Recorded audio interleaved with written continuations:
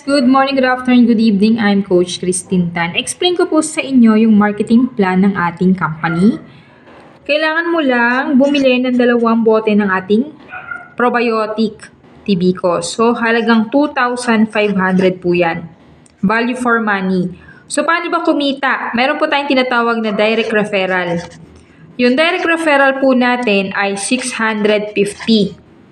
Yung 500 po is outright. Ibig sabihin, pag may sumali po sa iyo, nagbigay ng 2,500, yung i-remit mo sa upline mo, 2,000 na lang, kasi yung 500 sa'yo na yon, outright commission. So, maganda po to sa mga humahataw offline dahil hindi kayo mauubusan ng panggalaw. So, for example, this is you, may sumali si A, kumita ka po dyan ng 650, yung 500 sa'yo na, and then may matitira pong 150 sa dashboard. May sumali uli si B, kumita ka uli ng 650, 500, outright, 150 sa dashboard. So, kung 10 ang napasali mo sa isang araw, times natin sa 500, meron kang 5,000 na income kung masipag kang mag-direct. Meron tayong tinatawag na pairing bonus. Ang pairing bonus po natin ay 400. Paano po yun? Meron tayong left and right group.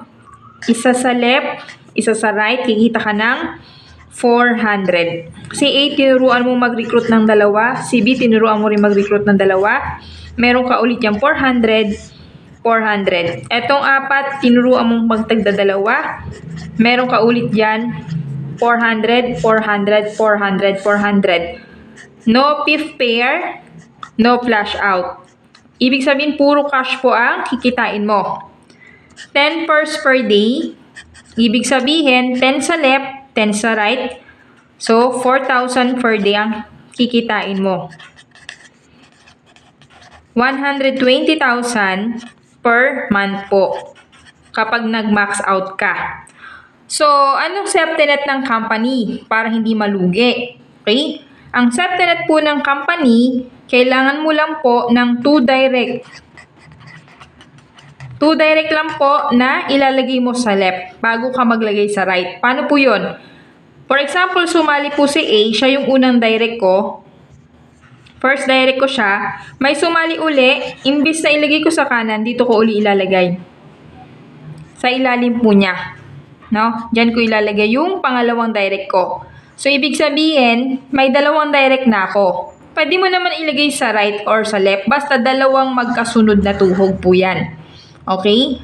Bago ako maglagay ng pangatlo dito sa right, yun po yung safety net ng company natin.